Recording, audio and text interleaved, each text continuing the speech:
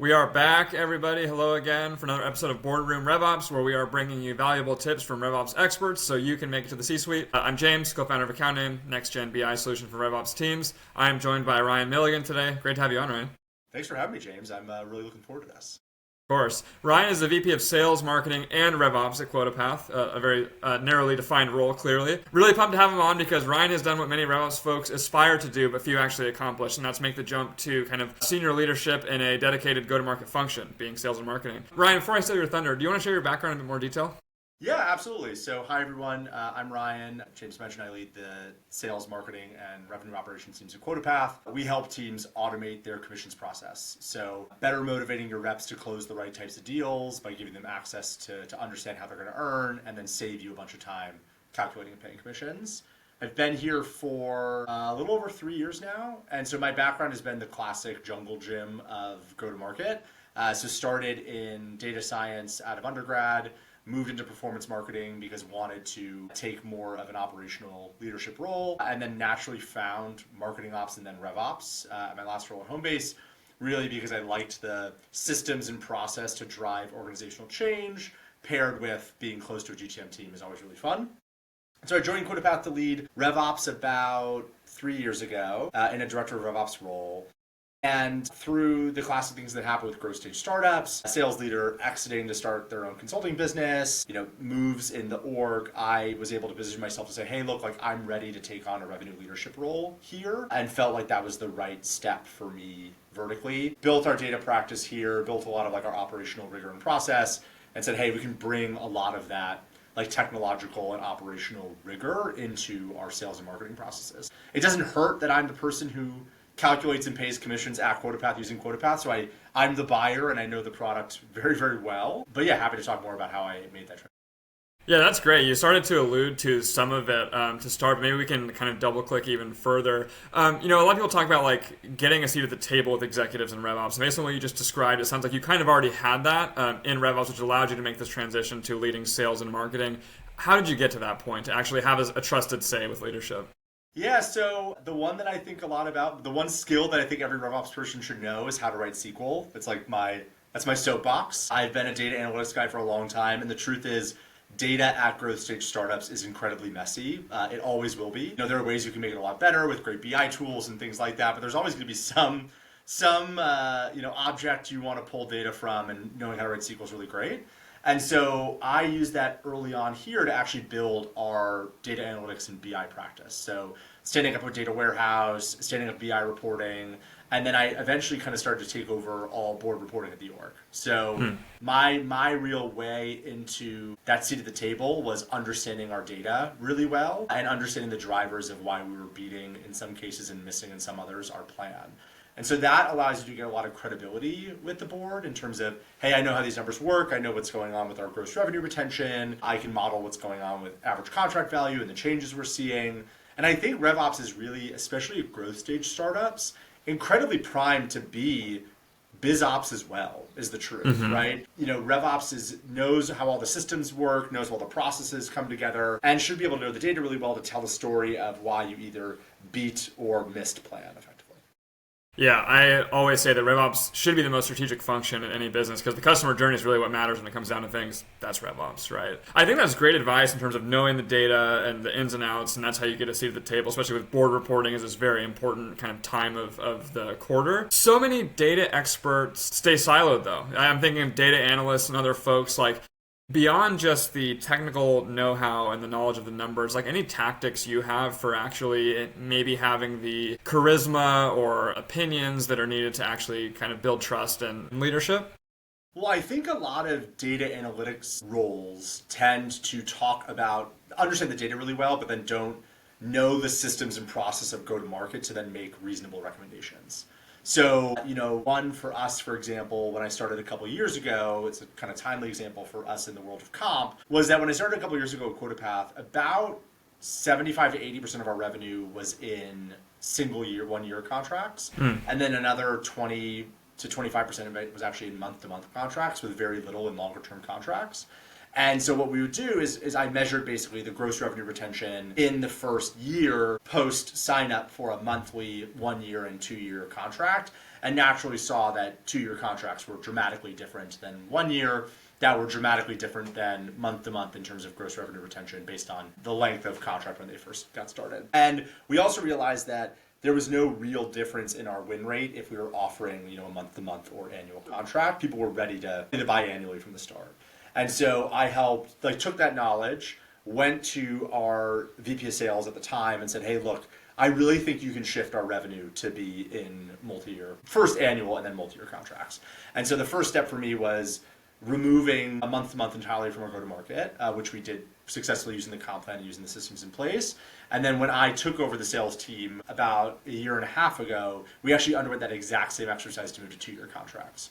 So started with the comp plan, accelerated the rate that a rep earns on a 2-year deal versus a 1-year deal, a comical amount. So they wouldn't even consider selling a 1-year deal anymore, which we can talk about separately. So it was a fun exercise. Get their muscle, for selling 2-year contracts, and then flip the script on the actual go-to-market process and say, hey, we only offer 2-year contracts. And so in a quarter, we shifted from 15% of our revenue in 2-year contracts to 85%, quarter. Wow. And so, it's to answer your question, the challenge with a data analyst right now is they have the data, but then they don't know what the recommendation should and really could be in terms of the go-to-market motion. RevOps understands the go-to-market motion, so if they can bring the data forward, they can then make the recommendation, hey, you got to make this change. Here's why. Here's what we're going to measure.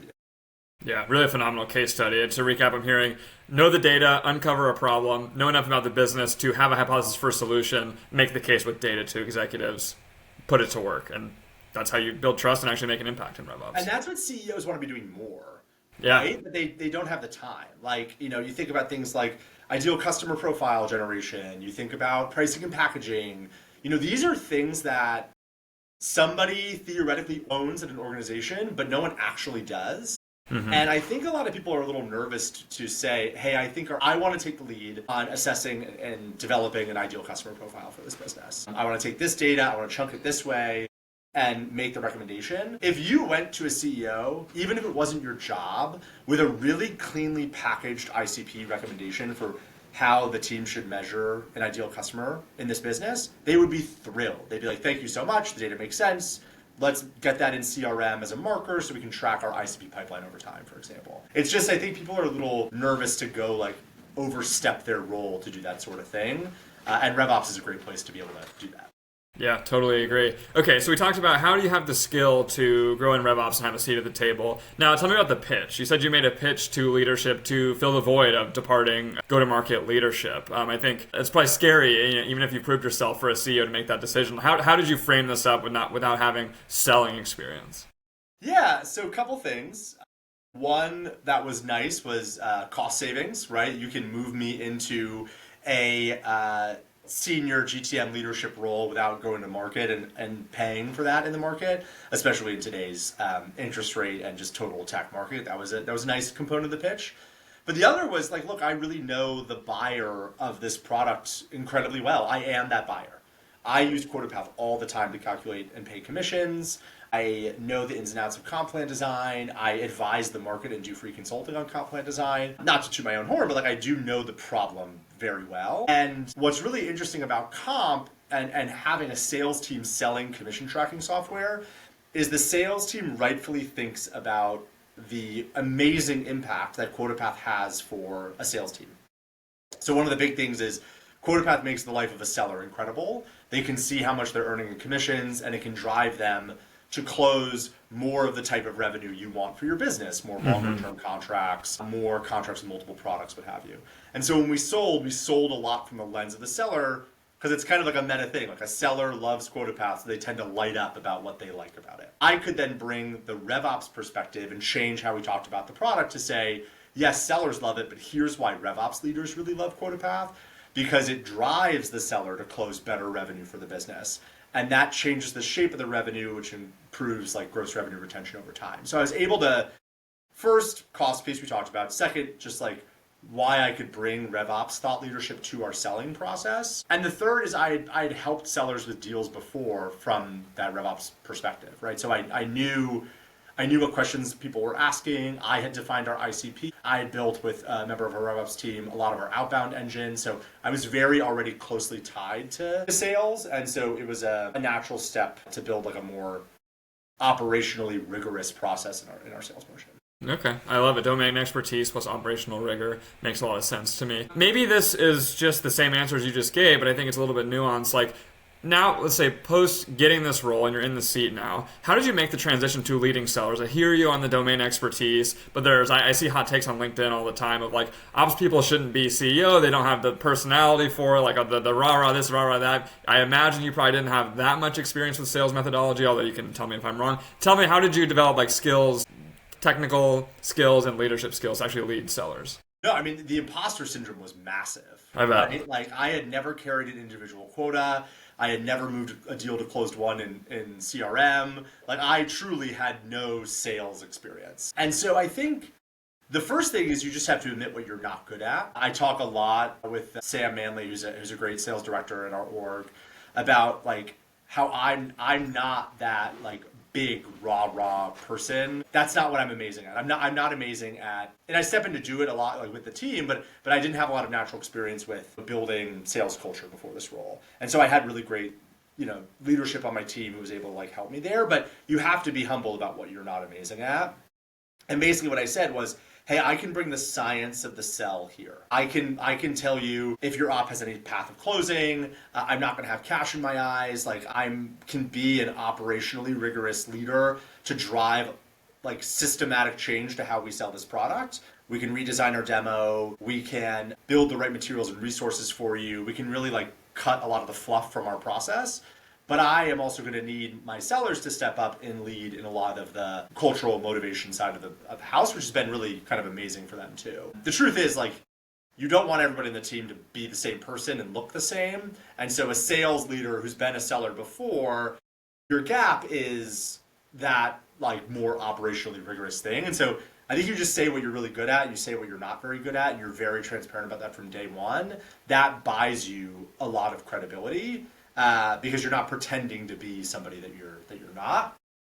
The other piece is I'm a pretty outgoing, gregarious guy. Like, I think you do have to have a little bit of that DNA and want to be with the team and motivate them. And so I went down in person with them a lot and got to spend a lot more time in person with the team, which was super helpful. But yeah, you got to be very clear about what you're good at and what you're not, or else you have no credibility. Yeah, people can spot a faker a mile away, so I think you have to embrace it and where the shortcomings are. That's awesome. Okay, so now we're on the job now. I want to talk a little bit about running all three functions at once, but before I do, like, how do you define RevOps? Pretty nebulous term depending on who you ask. Yeah, so my definition is that RevOps owns the entire process from prospect to closed one to your renewal. Like, they're the systems glue and operational conductor of somebody having never heard of your product before, going all the way through being a great long-term established customer. And so that is marketing ops, sales ops, customer success ops, and a lot of product ops as well, especially in a PLG motion like we are with a pretty heavily embedded free trial. Mm-hmm. That is my definition. They are the conductor and captain of a person's journey from never having heard from you before all the way through being a happy and Love it. I think that covers so much of like people, process, and systems too, because it's all wedded in there for sure. Okay. I mentioned a few times now, so you're unique in that you're running sales, marketing, and RevOps. I think I've seen one other person with your background and my lifetimes of scouring on LinkedIn at this point. What are the pros and cons of this approach of kind of pulling it all together?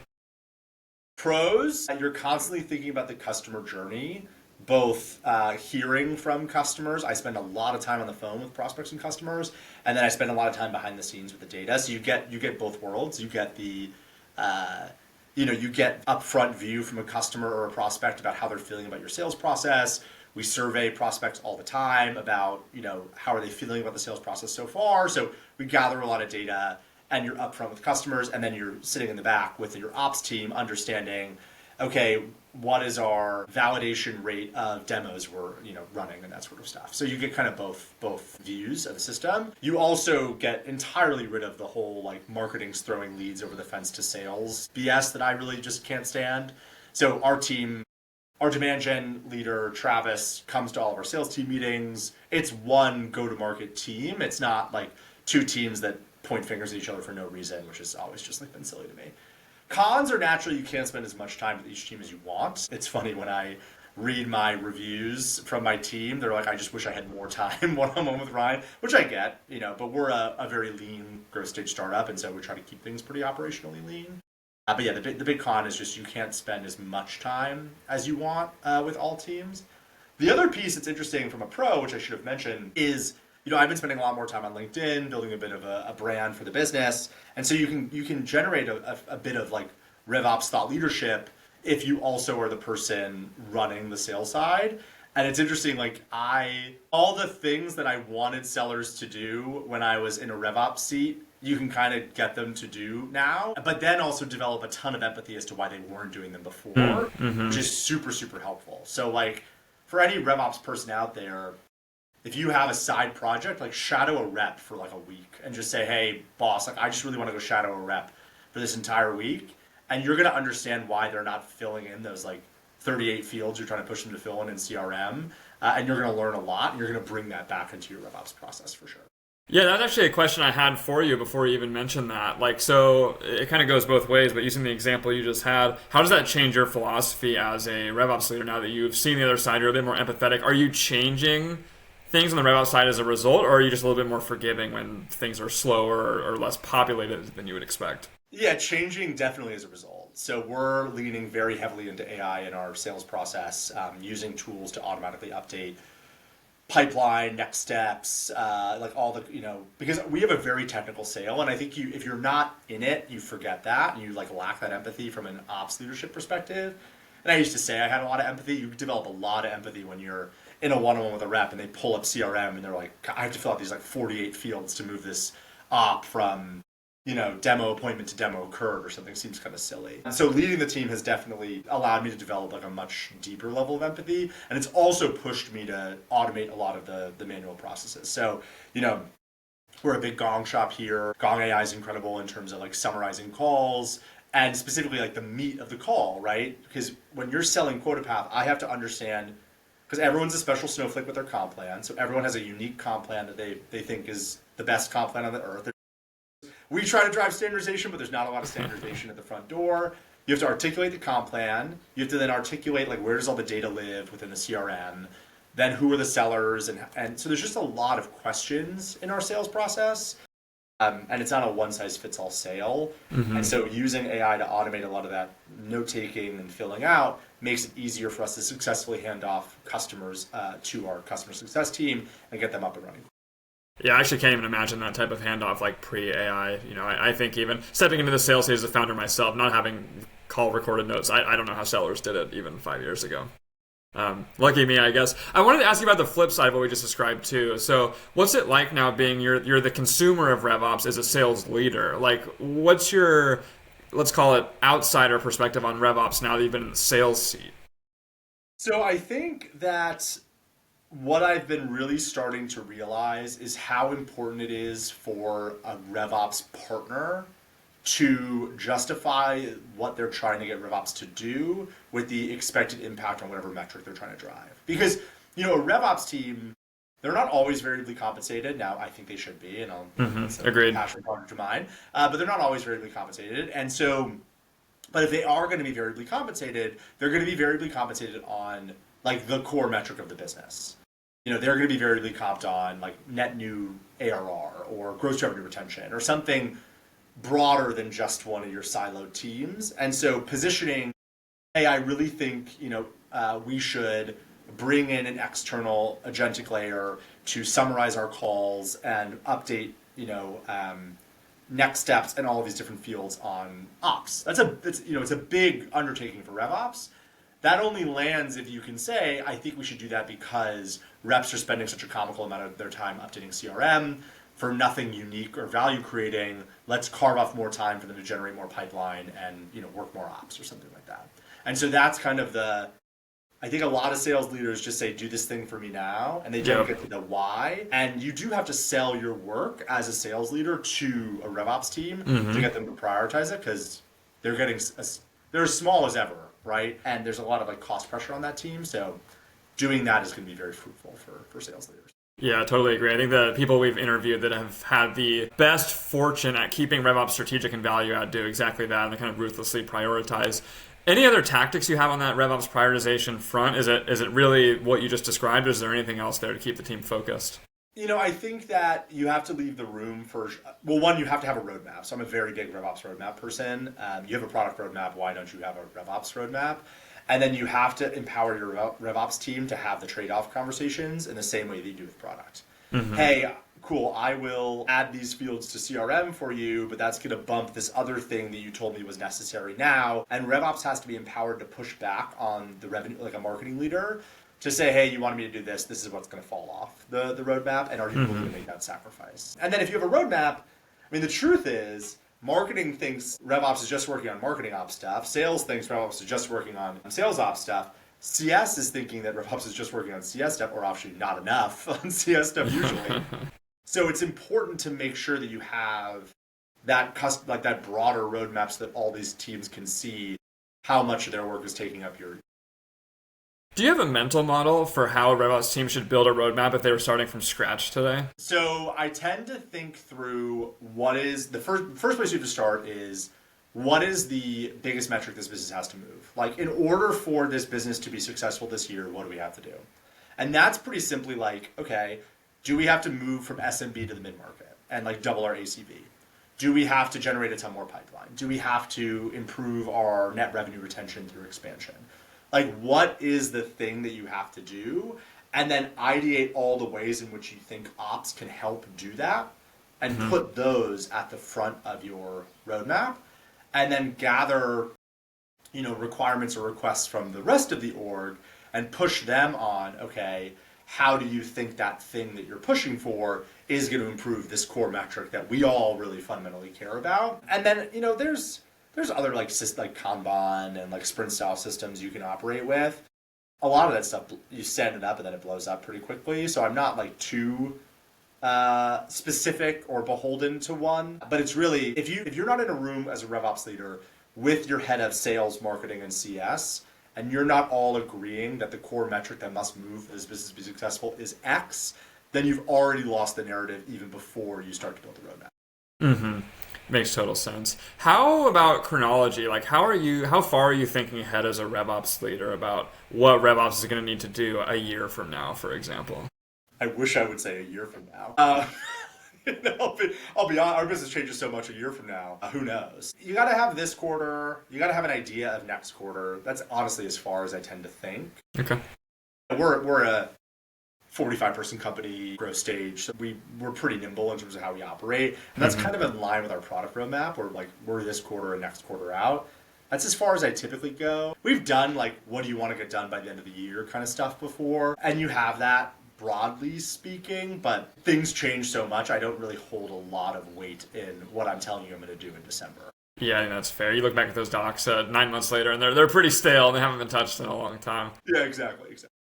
You mentioned something earlier about, I forget the exact words you used, but I'll call it the mythical alignment between sales and marketing. That for most companies, it never happens. There's a lot of finger pointing. The leads get thrown over the fence. Yeah. You're in the unique position where you can find that mythical alignment because you control all functions. And you said that you guys kind of have tackled this at QuotaPath.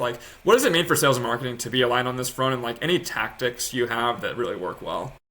Well, the tactic that I'm going to bring up, which is very near and dear to my heart, is that marketing comp plan, right? So, we variably motivate our marketing team based on close run revenue. You can generate as much pipeline at the top of the funnel as you want.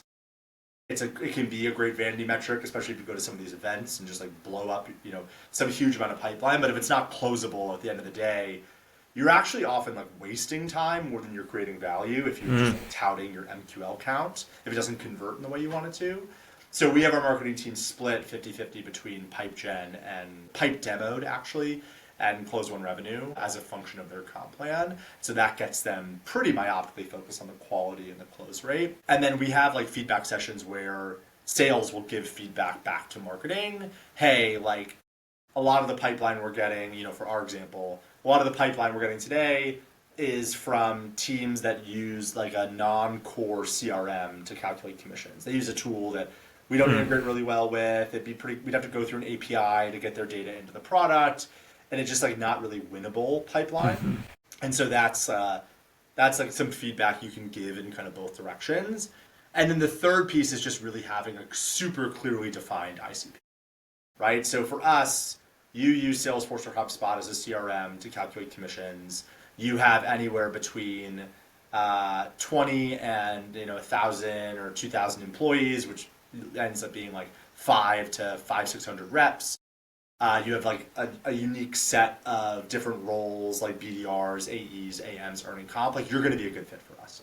And so, that's if we're generating more of that pipeline and closing more of that revenue, we can track things like percentage of pipeline that's ICP, percentage of closed won revenue that's ICP, and you can start to just get everyone aligned on what great looks like, and that just leads to a lot less finger pointing. Because if marketing's generating a lot of ICP pipeline and our win rate declines, then it's a sales methodology like what are we doing question. But if we're not closing a lot of revenue because we started generating a lot of ops from people with one sales rep who track it in a Google sheet, okay, well that's not going to be the right like efficient path forward for our business, and we have to change our marketing tactics. So that aligned ICP makes things like really clean and really clear. Yeah, my question to you was going to be what needs to be true for marketing to not freak out about this structure, right? And I think ICP probably is the answer there, right? We know exactly the target of the kind of pipeline we need to generate. Is there anything else that needs to be true for marketing to kind of accept this plan, or is that the main thing? That's usually the one that I think a lot about. It's just knowing what great looks like, and it's using the comp plan to motivate the marketer to spend more of her energy on value creating activity, right? So we do a lot of events. We're big sponsors of Pavilion and RevOps Co-op, and we're starting to get into some more like CFO-focused orgs and testing those waters a lot more this year because they tend to be involved in the sales commissions process for the org of the size that we want to talk to, right? And you have to learn how to say no. Like you get some pipeline that shows up to your front door. Hey, we have 5,000 sales reps, and we use like a combination of 15 different homegrown CRM systems. You worry because your eyes light up. 5,000 reps would be a very big, like sizable revenue deal for our business. But the amount of work it would take to bring them down, get them up and running, the cost there, and then the revenue retention headwind of like a non-fit for us in that way.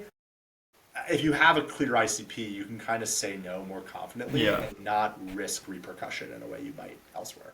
Yeah, really good advice. We're almost at time here. We have a few minutes left. We could probably spend another 30 talking about this upcoming subject, but I wanted to touch on just data really quick because your background is in data. I know from a past conversation, QuotaPath has a really robust kind of analytics and data stack and infrastructure. Maybe the first question, which might be obvious, but maybe not, like, talk to me just high level about the value of quality data infrastructure from a go-to-market perspective. Like so many companies, especially at the size of a company like QuotaPath, it's kind of a mess. So like tell me why it's worth investing in and maybe even like what the roadmap looks like to get to good data.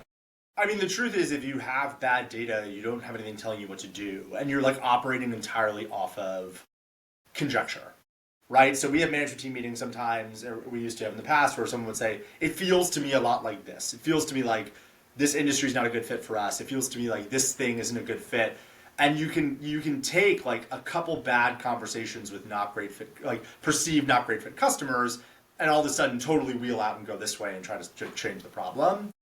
You need a really strong data infrastructure to say, no, actually, like, yeah, you had a bad week with these 3 customers who were in real estate, but the truth is, like, our win rate in real estate is really strong, our gross revenue retention is strong, like, they're actually a really good fit. You just happen to be, not to any fault of your own, but we're human, right? You have 3 bad conversations in a week with VPs of ops at real estate firms. You're going to all of a sudden be like, oh, real estate's the worst. It can't be my fault. It's definitely real estate's fault. Exactly, right? So the data infrastructure is key to like understand what you're doing and prioritize what to do next. We've done a couple big like pricing and packaging overhauls in our business that have been massive. We doubled our average contract value last year through like a really smartly well-built pricing and packaging layout. So like you can only do that if you have really good data. And then the other piece is like it's amazing for board credibility. If you look like you know what you're doing, you don't want to have a bad quarter, but you are allowed to have a bad quarter if you can tell the board here's why and here's what we're doing about it. Right? Mm-hmm.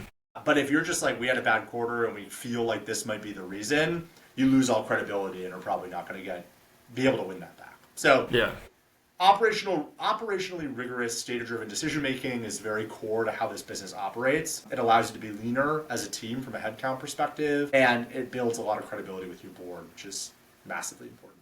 That's so well put. If someone is thinking about, okay, I need to get at my company the data in place, what does good data look like? I think it's not clear for a lot of companies. This could be outputs that you should be looking at. This could be things that need to be right from a foundational perspective. I'm curious to get your take. Yeah, it's really interesting. So I went through this whole exercise 3 years ago, standing up Snowflake as a data warehouse. I've trained in Portable to port that into BI tool. I went through that whole process, which was great at the time. I imagine that if I did it today, it'd be 100 times easier, right? With AI playing a big role and a lot of great companies solving the problem. But I think what great looks like is all of the systems that have data that you're tracking for, you have some way to join that data together. So maybe you're using HubSpot as a CRM and your billings in Stripe. You have some way on the account in HubSpot to know what that customer ID is in Stripe so you can join your billing and your revenue data together. So you have ways to join the data together. And then the first thing you have to have is just a really clean, data-driven revenue growth plan for the business. Hey, we're going to grow from 2 million in ARR to 3.5 as a function of this pipeline and new business win rate growth paired with these dollars are up for renewal and the gross revenue. You have to know where your dollars stand and what your revenue growth plan is. That's kind of your P0 problem. And then from there, you start to build better executive level dashboards on pacing towards revenue plans, win rates, pipeline migration, pipeline growth, ICP, all the sort of stuff we talked about. That's great. Really helpful. That's about all we have time for. We do like to finish with a quick rapid fire finish. So first sentence that comes to mind on a couple of these questions here, if you'll indulge me. Sure. What do most RevOps folks get wrong about their go-to-market leaders? That's a good question. What do most RevOps? They don't understand what RevOps does. And I think go-to-market leaders actually have a really good understanding of what RevOps does from a day-to-day basis. If you could fix one challenge in RevOps, what would it be? Not understanding data well enough and being able to storytell with it. And if you could describe a great RevOps leader in 3 words? Empathetic, data-driven, and forward-thinking. Love it. A data theme through the entire conversation. I love it. That's near and dear to our heart at Accounting. Ryan, thanks so much for joining us. This was super insightful, a great refreshing take, kind of combining all of the functions together. And yeah, I can't thank you enough. James, I really appreciate it. Thanks for having me. Thank you.